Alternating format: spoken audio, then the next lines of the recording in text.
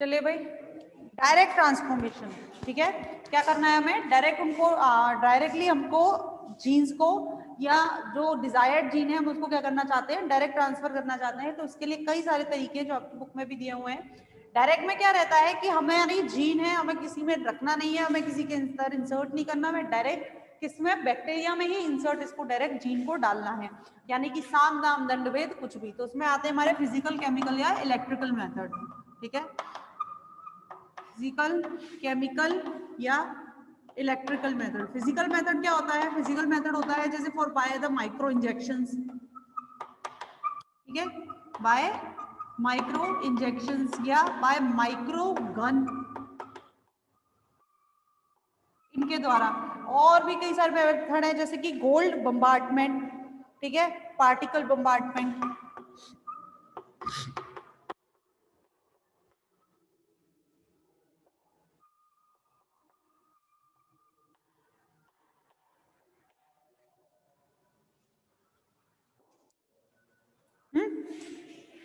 Bye micro injection, micro gun, particle bombardment. तो basically क्या करा है, जैसे माइक्रो इंजेक्शन, तो what is the micro injection, ये इंजेक्शन टाइप के होते हैं, जैसे इंजेक्शन होते हैं नॉर्मली वैसे होते हैं, इनके अंदर जीन को भरा जाता है, जीन को, और डायरेक्टली इतने छोटे होते हैं, इनको डायरेक्टली सेल के जो मेम्ब्रेन है उसमें पायर्स कर कर उसमें डायरेक्ट इंजेक्ट किया जाता है। जैसे हम हमारी बॉडी में इंजेक्शन इंजेक्ट करते हैं, सेम ऐसे इनको सेल के अंदर किया जाता है। पर इसके अंदर कई सारी डिफिकल्टीज होती है। डिफिकल्टीज ये होती है क्योंकि ऑलरेडी आपकी सेल इतनी छोटी है, आप उसके अंदर कैसे बम्बार्ड करेंगे, ठीक है। या फिर मतलब इसमें क्या होता है, ड्यूरिंग द इंजेक्ट तो सेल की जो मेम्ब्रेन है उसको हार्म होने का बहुत सारा चांसेस इसमें रहता है माइक्रो इंजेक्शन में, ठीक है। तो it is not be majorly use, ठीक। दूसरा हम बात कर रहे हैं माइक्रो गन। सेम ऐसे ही जैसे माइक्रो इंजेक्शन होता है ऐसे माइक्रो गन होती है। माइक्रो इंजेक्शन में इंजेक्शन का रूप होता है, माइक्रो गन के अंदर गन का रूप होता है कि गन की तरह होती है, पार्टिकल लोड किया जाता है और गन की तरह उसमें उसको, जैसे हम गन शूट आउट करते हैं ऐसी गन की तरह हम उसको इंजेक्ट कर देते हैं। जैसे सेल है, मान लो ये मेरी सेल है, ये गन है, तो ऐसे करके हम उसे इंजेक्ट कर सकते हैं पार्टिकल को, ठीक है। पार्टिकल बम्बार्टमेंट, पार्टिकल बम्बार्टमेंट इसको गोल्ड टंगस्टन पार्टिकल्स भी इसको कहा जाता है। बेसिकली ये गोल्डेड पार्टिकल होते हैं। गोल्ड मतलब जैसे कि सोने की परत, गोल्ड की परत या टंगस्टन की परत लेयर के अंदर डले हुए पार्टिकल्स होते हैं, और उसका मतलब उनको छोड़ा जाता है। जैसे हम गन की बात कर रहे हैं ऐसे ही इनको छोड़ा जाता है, गोल्ड और टंगस्टन पार्टिकल को।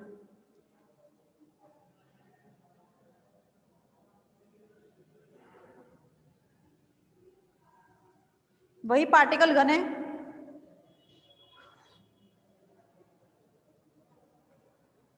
ठीक है। तो क्या करते हैं पार्टिकल कंपार्टमेंट में, गोल्ड और टंगस्टन कोटेड पार्टिकल्स, गोल्ड और tungsten coated particles with high velocity, बहुत ज्यादा वेलोसिटी के साथ, ठीक है, विद हाई वेलोसिटी हम इसको करते हैं। Deep in the tissues, penetrate deep into the tissues,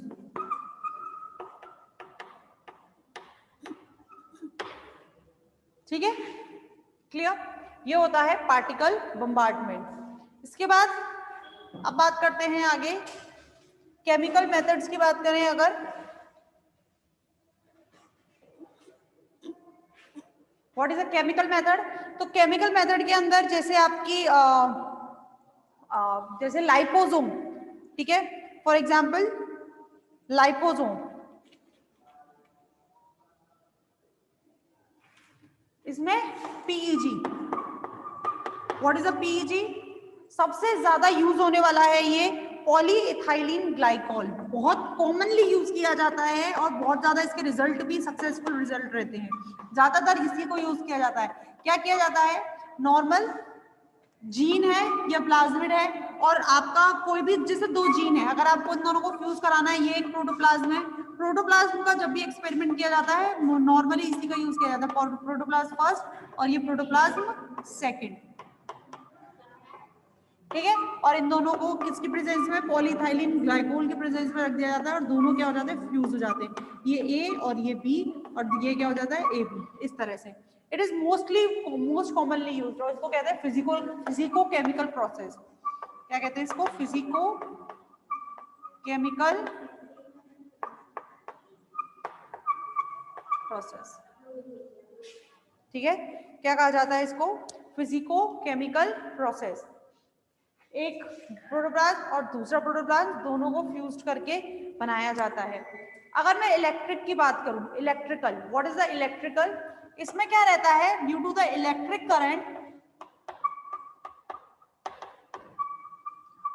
current की वजह से, नॉर्मली इलेक्ट्रिक करंट दिया जाता है तो इलेक्ट्रिक करंट आपको पता है अच्छे पागलों को भी सही कर देता है, तो वही कंडीशन यहाँ पे है। जब इलेक्ट्रिक करंट दिया जाता है तो इलेक्ट्रिक करंट देने की वजह से जो सेल जो होती है, वो सेल की जो मेम्ब्रेन है वो क्या हो जाती है, डिसरप्ट हो जाती है, उसमें छोटे छोटे पोर्स बन जाते हैं बच्चों, due to the electric current. जो सेल है, इस सेल की सेल मेम्ब्रेन में क्या बन जाते हैं, जैसे ये है तो इस तरह से ये छोटे छोटे क्या बन जाते हैं, ये पोर्स बन जाते हैं। तो पोर्स बनने की वजह से it can highly Uptake the plasmid और द जीन। ये क्या कर सकता है, जीन को आसानी से क्या कर सकता है, अपने आप ले सकता है। और जैसे ही जीन इसके अंदर ट्रांसफर हो जाए तो हम क्या कर देते हैं, we can wash with normal water, जिसकी वजह से जो एंजाइम या जो करंट है वो हट जाता है, हमने उसको नॉर्मल, और उसके बाद दोबारा उसमें क्या बन जाती है, सेल बन जाती है, ठीक है। चलिए, तो ये कुछ मेथड होते हैं। एक मेथड है लाइपोसोम एनकैप्सुलेशन।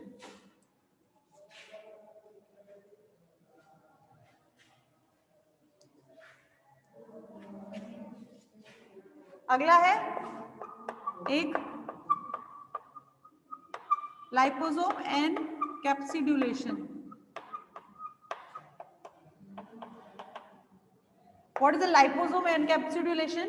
लाइपोसोम एनकैप्सुलेशन होता है कि किसी भी सेल के अंदर जो जीन हम ट्रांसफर करते हैं वो कैसे करते हैं, लाइपोसोम यानी कि लिपिड की लेयर से घिरा हुआ, लाइपोसोम से घिरा हुआ, जैसे हमने पार्टिकल बम्बार्डमेंट किया था, पार्टिकल बम्बार्डमेंट हमने कैसे किया था कि गोल्ड और टंगस्टन पार्टिकल्स से कोटेड हमारे जीन्स थी, जिसके ऊपर गोल्ड या टंगस्टन की लेयर थी, और फिर हमने उसको by the help of the gun, जिसे हम पार्टिकल गन भी कहते हैं, माइक्रो गन भी मैंने आपको बताया था, उसके थ्रू हम इसको उसमें डालते हैं, बम्बार्ड करते हैं।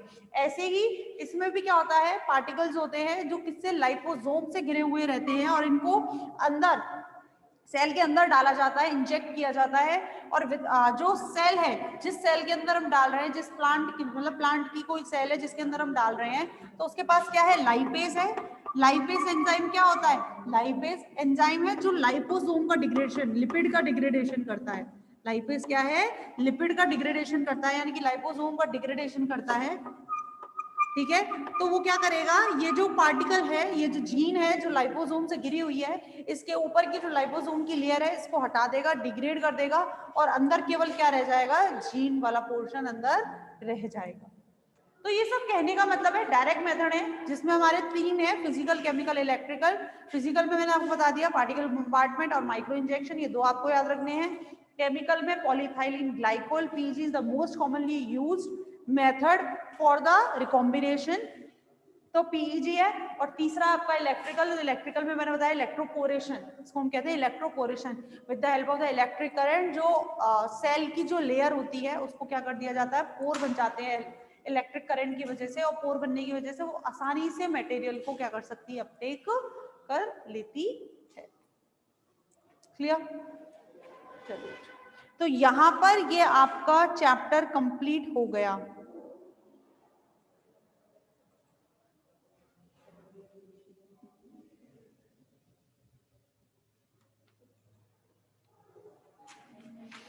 अब किसी को कोई डाउट है तो बताओ फटाफट, नहीं तो अब हम अपना नेक्स्ट चैप्टर शुरू कर रहे हैं आपका। नेक्स्ट है आपका, आपके देखो बच्चों क्या बचा है, 13, 14, 15 और 16 चैप्टर हैं, जिसमें से जो 15 वाला चैप्टर है आपका एप्लीकेशन ऑफ बायोटेक्नोलॉजी, वो मैं नहीं करवाऊंगी, पहले आपको बता रही हूँ, वो हम नहीं करेंगे, बिकॉज आप इतने भी बुद्धू नहीं है कि इतनी सारी बायोटेक्नोलॉजी पढ़ाने के बाद मैं आपको एप्लीकेशंस कराऊं। ठीक है, वो आप खुद से कर सकते हैं, बहुत ईजी, बहुत अच्छे तरीके से हम लोग कर चुके हैं, तो वो मैं नहीं कराऊंगी। बाकी बचा है आपका 13, 14 और 16 पार्ट, जिसमें से 16 वाला ट्रांसजेनिक प्लांट ये पूरा मैं कराऊंगी, हालांकि ज्यादा बड़ा नहीं है, केवल 6 पन्नों का ये आपका चैप्टर है, बहुत जल्दी खत्म हो जाएगा। 13 और 14 में से अगर टॉपिक्स की बात की जाए, 13 और 14 चैप्टर में आप देखिए, तो 13 में, क्योंकि ये ऐसे चैप्टर्स हैं जो आपके उसमें भी कॉमन है, आपकी जूलॉजी में भी कॉमन है, 13 और 14 चैप्टर।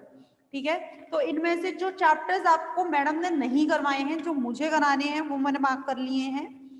ठीक है, तो इसमें से हम आप कब करेंगे, जैसे प्लाज्मिड है, प्लाज्मिड में PBr 322 और PUC 18 जो हमने अभी भी किया था, वो हम इसमें करेंगे। क्लोनिंग वेक्टर फॉर इकोलाई आपका पहला 13 चैप्टर में जो पहला है, क्लीन ऑफ फ्रेगमेंट एक दिन एक ही चीज। हर्ष, डीएनए पॉलीमरेज फर्स्ट नहीं पता तुझे? पूरी मॉलिक्यूलर बायोलॉजी कंप्लीट हो गई।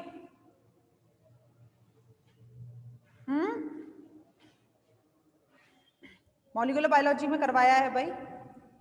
अच्छा चल, पहले तू मुझे बता, what is the DNA polymerase first? पहले आप मुझे बताओ डीएनए पॉलीमरेज फर्स्ट क्या है। बात करिए हम लोगों ने डीएनए पॉलीमरेज फर्स्ट की।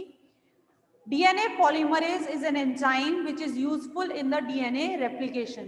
बात करी थी हमने। अगर मैं बात कर रही हूँ यूकैरियोट्स की, तो यूकैरियोट्स के अंदर होते हैं अल्फा, बीटा, डेल्टा, एप्सिलॉन और gamma. Alpha, beta, gamma, delta और एप्सिलॉन, यही थे हमारे। ये किसमें था? यूकैरियोट्स में। प्रोकैरियोट्स में 5 थे, first, second, third, fourth, fifth थे। मेन रेप्लिकेटिंग एंजाइम कौन सा था? DNA polymerase third in prokaryotes. DNA polymerase second का काम क्या था? प्रूफ रीडिंग था। DNA polymerase first, DNA polymerase first का क्या काम था? देखिएगा इधर, only in the DNA polymerase first, सबको छोड़कर केवल और केवल डीएनए पॉलीमरेज फर्स्ट ही एक ऐसा एंजाइम है जिसके पास 3' to 5' और 5' to 3' दोनों एक्टिविटी मौजूद है। 5' to 3' और 3' to 5' दोनों एक्टिविटी मौजूद है। 5' to 3' is a polymerase activity. 5' to 3' क्या है? पॉलीमरेज एक्टिविटी है। और 3' to 5' क्या है? एंडोन्यूक्लियस एक्टिविटी है। 5' to 3' क्या है? पॉलीमरेज एक्टिविटी है। और 3' to 5' क्या है? एंडोन्यूक्लियस एक्टिविटी है। अब ध्यान से देखना, ड्यूरिंग द डीएनए रेप्लिकेशन क्या बनता है? आरएनए प्राइमर होता है कि नहीं होता है? 2 स्ट्रैंड होती है, एक ये और एक ये होती है आपकी लीडिंग स्ट्रैंड। ये कौन सी है? लीडिंग स्ट्रैंड, जो एक बार में बनती हुई चली जाती है। ठीक है, और दूसरी होती है लैगिंग स्ट्रैंड, जिसमें बार बार क्या बनता है? आरएनए प्राइमर बनता है कि नहीं बनता है? और ये आरएनए प्राइमर फिर आगे बढ़ाता है, इस तरह से बढ़ाता है। ठीक है, ये क्या है आपकी? Lagging strand. ठीक है, तो इसको कंटिन्यूअस स्ट्रैंड बनाने के लिए, कंटिन्यूटी में लाने के लिए कौन सा एंजाइम इन प्रोकैरियोट्स यूज किया जाता है? DNA polymerase first. क्यों? क्योंकि इसके पास एंडोन्यूक्लियस और पॉलीमरेज दोनों एक्टिविटी है। तो with the help of the 3' to 5' endonuclease ये क्या करता है? आरएनए प्राइमर्स को रिमूव कर देता है। ठीक है, ये क्या करेगा? Remove RNA primers. ठीक है, with the help of the endonuclease 3' to 5' endonuclease activity की वजह से ये क्या करेगा?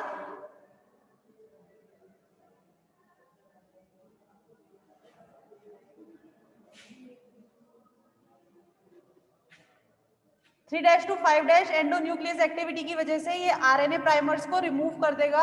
आरएनए प्राइमर्स को 3' to 5' एंडोन्यूक्लियस एक्टिविटी की वजह से रिमूव कर रहा है। और इनको फिल अगर इसको करना है भाई, अगर यहाँ पर क्या बन गया? गैप बन गया है, तो गैप को फिल भी तो करेगा। तो फिल किसकी वजह से करता है? 5' to 3' पॉलीमरेज एक्टिविटी से इसको क्या कर देगा? फिल कर देगा। तो ये क्या बन जाता है? पूरा एक कंटिन्यूअस स्ट्रैंड बन जाता है। तो ये तो होती है डीएनए पॉलीमरेज फर्स्ट। लेकिन अगर मैं इस डीएनए पॉलीमरेज फर्स्ट में से ये स्ट्रैंड, ये वाला कंपोजिशन निकाल दूं, यानी कि मैं इसमें से वो न्यूक्लियोटाइड्स निकाल दूं जो 3' to 5' एंडोन्यूक्लियस एक्टिविटी के लिए रिस्पॉन्सिबल है, और केवल क्या रह जाए 5' to 3' पॉलीमरेज एक्टिविटी अगर इसके पास रह जाए, केवल वही फ्रेगमेंट, वही न्यूक्लियोटाइड्स में रह गए जो रिस्पॉन्सिबल है पॉलीमरेज एक्टिविटी के लिए, तो इसको बोला जाता है क्लीन नाउ फ्रेगमेंट। उन फ्रेगमेंट्स, उस न्यूक्लियोटाइड्स की सीक्वेंसेस को जो रिस्पॉन्सिबल होते हैं पॉलीमरेज एक्टिविटी के लिए, उनको बोला जाता है क्लीन नाउ फ्रेगमेंट। क्लियर है हर्ष, समझ में आ गया?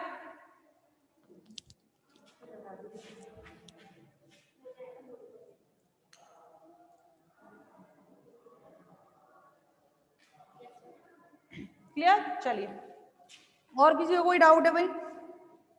और भी शायद कुछ बच्चे पूछ रहे थे, कानू प्रिया आपको भी कुछ डाउट था बच्चा, उस दिन आप पूछ रहे थे मुझसे, आई डोंट रिमेम्बर आपने क्या पूछा था, मुझे याद नहीं, पर कुछ तो शायद आपने पूछा था। कहने का मतलब किसी को और को डाउट है तो पूछ लो फटाफट इसी चैप्टर में, क्योंकि आज ये चैप्टर आपका कंप्लीट हो गया है।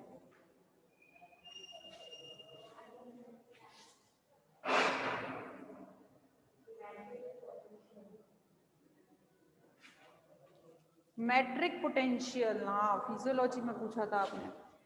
मैट्रिक पोटेंशियल कुछ नहीं होता है, बेसिकली ये वाटर पोटेंशियल है। वाटर पोटेंशियल जो होता है 3 पोटेंशियल से मिलकर बनता है। कौन कौन सा? सॉल्यूट पोटेंशियल, मैट्रिक पोटेंशियल और प्रेशर पोटेंशियल जिसे हम कहते हैं। एक तो होता है हमारा टर्गर प्रेशर का, ठीक है, एक हमारा होता है आपका मैट्रिक जिसमें हम बात करते हैं सॉल्यूट का, जिसमें हम ऑस्मोटिक प्रेशर लेते हैं, और एक होता है आपका matric potential. Basically matric potential बिल्कुल नगण्य होता है, गिना नहीं जाता।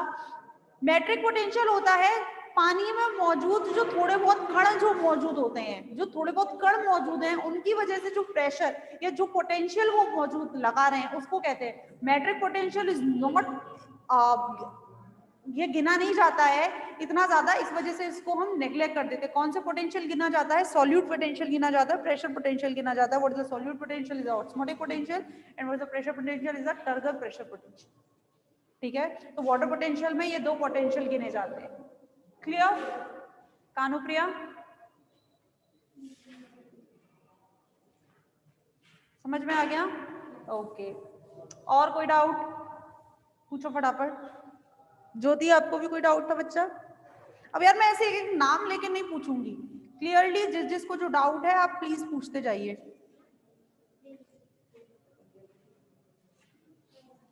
चलिए, तो आपका जो 13 चैप्टर है बच्चों, 13 चैप्टर की मैं बात कर रही थी आपसे कल, अभी तो हमारा टाइम हो गया, हम कल से शुरू करेंगे, लेकिन एक चीज जो मैं आपको बता दूं, 13 और 14 चैप्टर हम करेंगे, 15 चैप्टर में नहीं कराऊंगी, इसलिए अभी से कह रही हूँ पढ़ लो, जिससे कोई डाउट होगा तो आप मुझसे तुरंत अभी पूछ पाओगे इन्हीं दिनों में, क्योंकि ज्यादा नहीं रह गया, अभी कंप्लीट होने वाली बुक आपकी। ठीक है, तो 13 चैप्टर में जो हम पढ़ेंगे वो हम कल पढ़ेंगे इसमें प्लाज्मिड, क्योंकि पहला topic cloning vector for E coli आपका जूलॉजी में हो चुका है। ठीक है, ये पोर्शन ये मैंने आपकी क्लास के बच्चे से लिया है, क्योंकि ये पोर्शन आपका इम्यूनोलॉजी वाली पोर्शन बुक में है, और ये आपका वहां हो चुका है, मुझे पता चल गया, अच्छे से हो गया है। तो अब जो हम कल शुरू करेंगे वो हम शुरू करेंगे प्लाज्मिड, दोनों प्लाज्मिड PPR322 और PUC18, दोनों प्लाज्मिड, ये दोनों इंपॉर्टेंट प्लाज्मिड हैं दोनों। कई बार क्वेश्चन दोनों पे आ जाता है, 3-3 नंबर के दोनों जाएंगे, एक बार दे देगा PPR322, नीचे दे देगा PUC18, दोनों को डिस्क्राइब करो, या फिर एक पे दे देगा PUC18 पे दे दिया मान लो। ठीक है, तो ऐसे क्वेश्चंस आ जाते हैं, तो you should be prepared, important topic है, तो इसे हम कल शुरू करेंगे। ठीक है, चल, थैंक यू बच्चों।